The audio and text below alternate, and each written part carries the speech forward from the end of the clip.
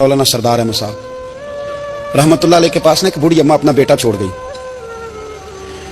तो हजरत साहब ने को 2, 4, 5 महीने रखा। तो बाद में उसकी अम्मा को बुला के कहा कि भाई तू बेवा है, बेटा तेरा यतीम है, मैं नहीं चाहता कि इसका वक्त ज़ाया हो।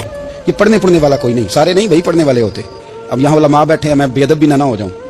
कुछ पूरे 8 साल लगा के भी आ जाते हैं, सनद भी उनके पास होती है। नाराज ना हो जाना, ये तो सब अच्छे लोग हैं, सनद होती है पर पता कोई नहीं होता। ये आला हज़रत ने लिखी है बात, सनद होती है, पूरी डिग्री होती है, उस पर कई लोगों के साइन भी होते। तो बहुत सारे तालिब इल्म ऐसे होते हैं जो मदारस में कहते हैं मैं फाजल फलाह हूँ, लेकिन कोई शय पास।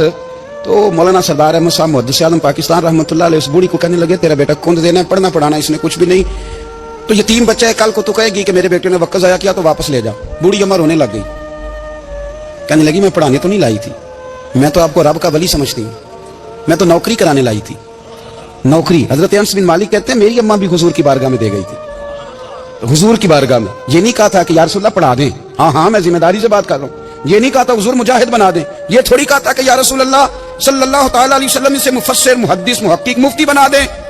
हजरत अनस की अम्मा कह गई थी सोनिया जब तक ये रहेगा ना आपकी नौकरी करेगा, ये घर के काम काज करेगा, ड्यूटी करेगा, हुजूर ये आपकी नौकरी करेगा। तो मेरे महबूब ने फिर दुआ कर दी, अल्लाह इसे बरकत अता फरमा। तू समझता है खिदमत वाला खाली रह जाता है? जितना जायका खिदमत वाले को मिलता है, जो उसके नसीब में आता है, वो किसी का नसीब कहां भाई। हजरत अनस कहते हैं हुजूर ने दुआ कर दी, बरकत की। मुझे तो खेती बाड़ी आती भी नहीं थी, पर लोगों के बाग में साल में 1 दफा फल लगता था, मेरे बाग में 2 दफा लगता था। हुजूर ने दुआ कर दी अल्लाह इसे औलाद दे। फरमाते हैं मेरे बेटे, मेरे पोते, मेरे नवासे, मेरी बेटियां, फरमाते हैं मैं जिंदा हूं और मेरी 100 औलादे मौजूद हैं। परेशान हो गया 100 सुन के बच्चे 2 ही अच्छे, 100 औलादे मेरी मौजूद हैं। हजरत अनस मौलाना सरदार अहमद साहब के पास ना छोड़ गई बच्चा, कहने लगी हजरत जी मैं को पढ़ाने के लिए थोड़ा छोड़ गई हूँ, मैं तो इसलिए छोड़ के गई हूँ कि आप मेहरबानी करें खिदमत कराएं। तो हजरत जी कहने लगे कोई ऐसा काम ही नहीं, खिदमत वाला क्या कराऊं। कहने लगी पट्ठे पवा लिया करो जी। लड़ पेंदे ने, कहने बच्चे काम कर दें मदरसे का। हालांकि अब कहाँ बच्चे काम करते हैं, अब तो गुजर गया दौर, अब तो बच्चे काम कराते हैं। अब बच्चे भी नाराज हो रहे हैं, घूर घूर के देख रहे हैं। सही कह रहा हूँ आपको, बच्चे काम कराते, बच्चे कहाँ काम करते। कहने लगी ये चारा डाले करेगा आपकी भैंसों को। तो हजरत ने उसको कहा कि बीबी चारा मेरी भैंसों को डालने के लिए मैंने बंदा रखा हुआ है, तो तू जा ले जा। कहने लगी हाथ बांध के हुजूर मेहरबानी करें रख ले, चारा डालेगा। और पुत्र तवज्जो से चारा डालना हजरत की भैंसों को। रोने लगी, हजरत ने रख लिया, महीने का खर्चा भी देते। शाम को ना वो सारा दिन काम करता, शाम को आके पैरों में भी बैठ जाता। हजरत जी लाएं तेल थोड़ा सा, पैर ना दबा दूं। 8 साल साथ वाले पढ़ते रहे, ये बेचारा नौकरी करता रहा। मेरा रूप भी नहीं ते मेरा रंग भी नहीं, और मैनू यार मनान दा टंग भी नहीं। कभी कभी ना हजरत बिलाल अबशी फारग होते ना, तो नबी पाक की बारगाह में अर्ज करते हुजूर कोई काम तो नहीं, सारे हो गए, हुजूर जाऊं जरा, चले जाते। एक दिन सलमान फारसी कहने लगे या रसूलल्लाह ये बिलाल कहाँ जाता है। फरमाया जा देख के तो आ। हजरत सलमान वापस आए तो आके रोने लगे, कहने लगे सोनिया जब यहाँ से जाता है ना तो जाके सैयदा फातिमा की चक्की पीसनी शुरू कर देते, बीबी साहबा के काम करने लगता है, घर में जाके स्नैन की ड्यूटी करता है, वहां भी काम यहाँ भी काम। वो चारा डालता रहा, उसने चारा डाला। हजरत मुहद्दिस आज़म की भैंसों को दस्तार फजीलत का वक्त आ गया, सारे पगड़ियां सजा के आ गए, आज दस्तार होगी। ये ना पीछे होके बैठ गया, चूंकि पढ़ा ही नहीं था तो दस्तार काहे की, दस्तार तो उसकी जो पढ़ेगा, हमने तो पढ़ा ही नहीं, हमने तो यार पढ़ा, घर पढ़ा, ड्यूटी करी। हजरत मुहद्दिस आज़म रहमतुल्लाह अलैह के यहाँ जब ऐलान होने लगा ना कि अब दस्तार होगी, तो हजरत ने पहला ऐलान उसका फरमाया। तो मजा वाला बंदा कपड़े भी कदी कदी बदल देना। वो कहते जिस हाल में भी था मैं पलट के देखने लगा कि पढ़ा पढ़ाया तो है, कोई शय नहीं, तो ये माजरा क्या है। पीछे से उठ के आए, तो कहते हैं बाकियों की दस्तार किसी आलिम ने की, किसी सूफी ने की, लेकिन ये भैंसों को चारा डालने वाला जब आया तो मुहद्दिस आज़म ने फरमाया पगड़ी के बाल को कोई हाथ ना लगाए, ये सारी दस्तार मैंने करनी है। और फरमाते हैं हजरत बाल भी देते जाते थे और आंसू भी बहाते जाते थे, माथा भी चूमते थे, और फरमाते थे दस्तार के बाद चला तो नहीं जाएगा यार, मुझे तो इबादत भी नहीं रह गई, मुझे तो चाबियों को भी नहीं पता कौन सी कहाँ रहती है, जाएगा तो नहीं। तो रो पड़ा, कहने लगा सोनिया जाए तो वो जिसके पल्ले कुछ है हो, आता जाता तो है कुछ नहीं, मुझे किसने रखना है, मैंने कहाँ जाना है, इधर कहाँ तो इधर ही रहूंगा। वो उस तालिब इल्म के सारे उस्ताद भाई कहते हैं उसने दस्तार कराई, पढ़ा पढ़ाया कुछ नहीं, पर जो मसला अड़ जाता था ना, वो जो अड़ जाता था ना, वो जाके उससे पूछते थे तो किताबें खोलने की जरूरत नहीं पड़ती थी। मौलाना अमजद अली साहब आज़मी रहमतुल्लाह अलैह फरमाते हैं यकदम आला हजरत का दरवाजा खुला, ये भी मेरे आला हजरत की जिंदगी है, इसे भी देख, यकदम दरवाजा खुला तो बूढ़े इमाम के पैरों में जूता कोई नहीं, और आला हजरत सर पट दौड़े। मैं करीब गया, मैंने कहा हुजूर मैं सदके जाऊं, कहाँ जा रहे हो। कहने लगे किसी ने बताया मेरा मुर्शद का बेटा रेलवे स्टेशन से गुजरने वाला है, अमजद अली देर न कर यार, کہیں شہزادہ ناراض نہ ہو جائے، میرے مرشد کا بیٹا، میرے شیخ کا پوتا، یار ذرا جلدی کر۔ کہتے ہیں اعلیٰ حضرت دوڑے ریلوے اسٹیشن پہ، انہیں اگر فتوے لکھنے آتے تھے کل کے رضا ہے خنجر خوخار برق بار، تو وہ یہ بھی کہا کرتے تھے کیسے آقاؤں کا بندہ ہوں رضا، بول بالے میری سرکاروں کے۔ دوڑے گئے ریلوے اسٹیشن پہ، اور بوڑھے شیخ صدر الشریعہ کہتے ہیں میں نے کہا حضور میں نہ چلا جاؤں؟ کہنے لگے نہ پتر، میں نے بڑا نمک کھایا اس گھر کا، میں نے بڑی نوکری کری ہے، میری اپنی ڈیوٹی ہے، تمہاری تو نہیں نا۔ میرے شیخ فرماتے ریلوے اسٹیشن پہ حضرت کھڑے ہیں تو ایک مسافر اترتا، اس کے قریب جاتے ادب سے سلام لیتے تو کہتے مریرہ شریف سے تو نہیں کوئی آیا؟ کہتے وہ مسافر گزر جاتا، دوسرا آتا تو پھر قریب جاتے، کہتے وہ اس کے آستانے سے تو نہیں آئے، ادھر سے تو نہیں کوئی آیا۔ کہتے سارے گزر گئے، جن مسافروں نے اترنا تھا اتر گئے، ٹرین چل پڑی۔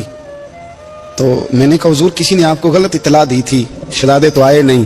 کہنے لگے یار اطلاع غلط تھی یا ٹھیک تھی، پر یہاں تک آنے کا مزہ بڑا ہے۔ آپ سمجھ سکتے ہیں اعلیٰ حضرت کے دو بیٹے ہیں، حجت الاسلام مولانا حامد رضا خان صاحب اور مفتی اعظم عالم اسلام۔ دونوں شہزادے اتنے بڑے شہزادے تھے کہ دونوں اپنے اپنے وقت کے سب سے بڑے مفتی ہوئے۔ یہ بھی تو میرے اعلیٰ حضرت ہیں نا، اس کو بھی تو ذرا سمجھو نا۔ خوش کی اور پھر خوش کی اور پھر خوش کی۔ ایک دن پیر صاحب نے کہا، نوری میاں صاحب، کہ احمد رضا یار وہ بھینسیں رکھی ہوئی ہیں تو ان کو نا گیدڑ آ کے تنگ کرتے ہیں، تو دو کتے مل جائیں نا کبھی تو چلو رات کو پہرے داری کریں گے، دو کتے مل جائیں۔ میں اکثر سوچتا ہوں کہ اعلیٰ حضرت تو عالم تھے، ان کا کتوں سے کیا لینا دینا؟ حضرت جی آپ نے کتوں کی بات کرنی تھی تو کسی دنیا دار سے کرتے، دو کتے مل جائیں تو ذرا جانوروں کی دیکھ بھال کریں گے۔ فرمایا حضور سویرے ہی آ جائیں گے۔ بھئی آپ کا تو یہ شوگر لینی تو آپ کہاں سے لائیں گے؟ دن چڑھا تو دونوں بیٹوں کے گلے میں رسیاں ڈالی۔ اعلیٰ حضرت کو صرف آپ فتوے کی روشنی میں دیکھتے ہیں، آپ کو اس شخص کے درد کا نہیں پتا، اس کے ذائقے کا نہیں پتا، وہ کس سٹیج کا آدمی ہے، سٹیٹس کیا ہے طریقت میں، شریعت میں، عشق میں۔ دونوں شہزادوں کے گلوں میں رسیاں اور پکڑا ہوا ہے۔ تو نوری میاں صاحب کہتے ہیں میں چارپے پہ بیٹھا تھا تو نیچے بٹھال دیے دونوں بچے، میں اٹھ کے کھڑا ہو گیا۔ میں نے کہا مولانا یہ کیا؟ کہنے لگے حضور ڈیوٹی بھی کریں گے اور روٹی بھی نہیں مانگیں گے۔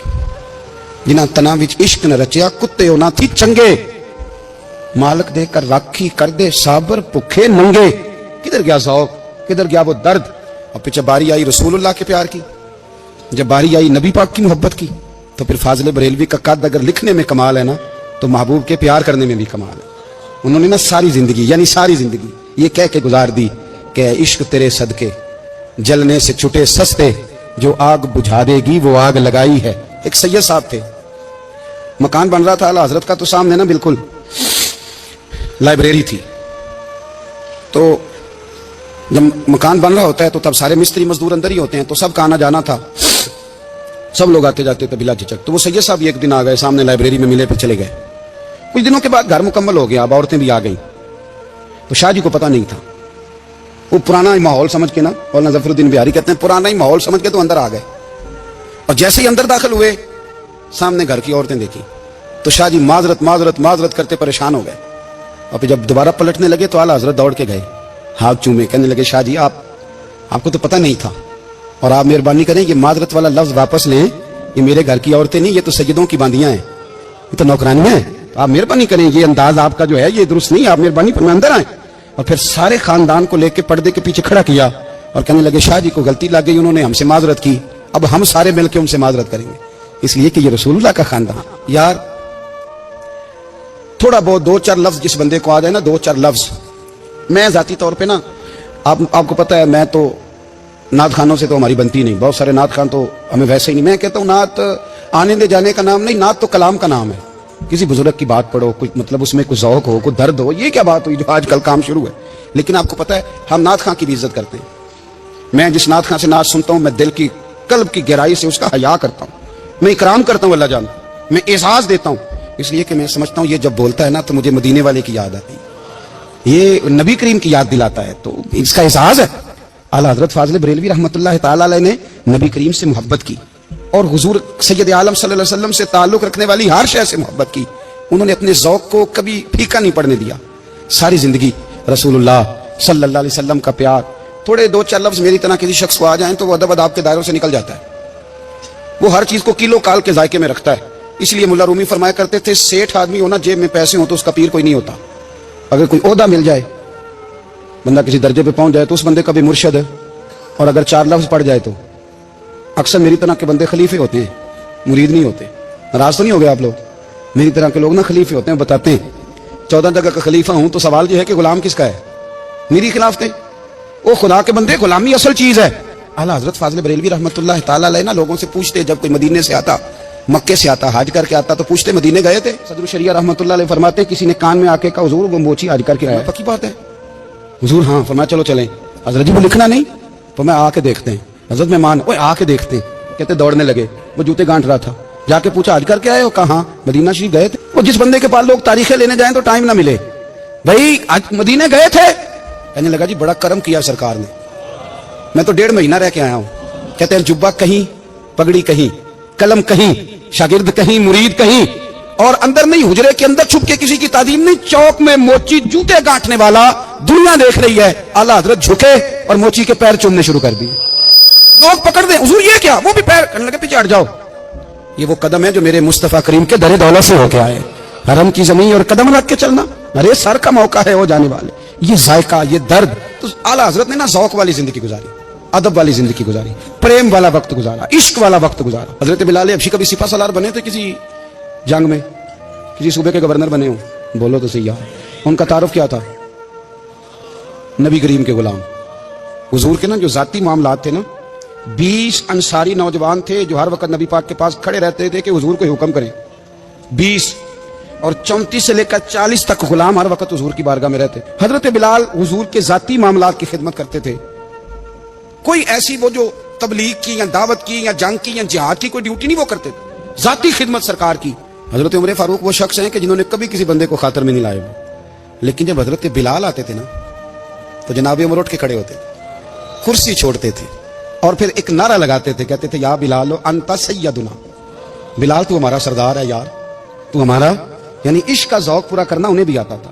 اس لیے میرا مشورہ ہے, میری رائے ہے, اور جو میرا حکم ماننے والے ہیں ان کے لیے میرا حکم ہے کہ ذوق نہ کبھی بھی خراب کرنا, کبھی بھی نہ ذوق نہ خراب کرنا. اپنا لطف میں نے کئی دفعہ, میں پہلی دفعہ مدینہ شریف حاضر ہوا تو ایک بابا جی میرے آگے آگے تھے, تو ان کو نا دھکے مار رہا تھا. وہ سامنے کھڑے ہوتے ہیں نا, اللہ خیر فرمائے, اپنی اپنی ڈیوٹیاں نا, ان کی بھی ایک ڈیوٹی ہے نا جی. تو وہ دھکے مار رہا تھا تو بابا اسے کہہ رہا تھا تیری خیر ہوئے پہرے دارا روزے دی جالی چوملین. انہیں پھر دھکا ماریا تو پھر ان کہا تیری خیر ہوئے پہرے دارا. میں نے, وہ بالکل ان پڑھ بابا جی تھے پر مجھے انہوں نے بہت بڑی بات سمجھا دی, میں نے ان سے بڑا سیکھا, ممبر پہ ذکر کر رہا ہوں. وہ تیسری دفعہ پھر دھکا مارا, تیری خیر ہوئے پہرے دارا روزے دی جالی.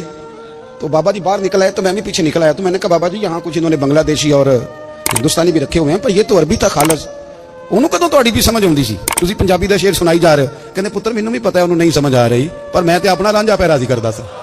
مینوں پتہ ہے انہوں کا او یار اسی رانجھا بھی تے راضی کرنا ہے کہ نہیں, کہ ساری زندگی کیلو کال کے جھگڑے میں پڑے رہنا. اے عشق تیرے صدقے جلنے سے چھٹے سستے, جو آگ بجھا دے گی وہ. اور ایک جگہ پہ اعلیٰ حضرت کہتے ہیں جان دے دی وعدہ دیدار پر, ہم نے جان دے دی. خالی اس نے وعدہ کیا تھا کہ آؤں گا, آیا نہیں تھا, پر جان ہم نے پہلے دے دی. تو اس لیے نا ذوق, شوق, پیار, وارفتگی, محبت اساتذہ کے لیے, بزرگوں کے لیے, علماء کے لیے, مشائخ کے لیے, بڑوں کے لیے نہ ذوق نہ کبھی خراب ہونے پائے. اللہ آپ کو سلامت رکھے.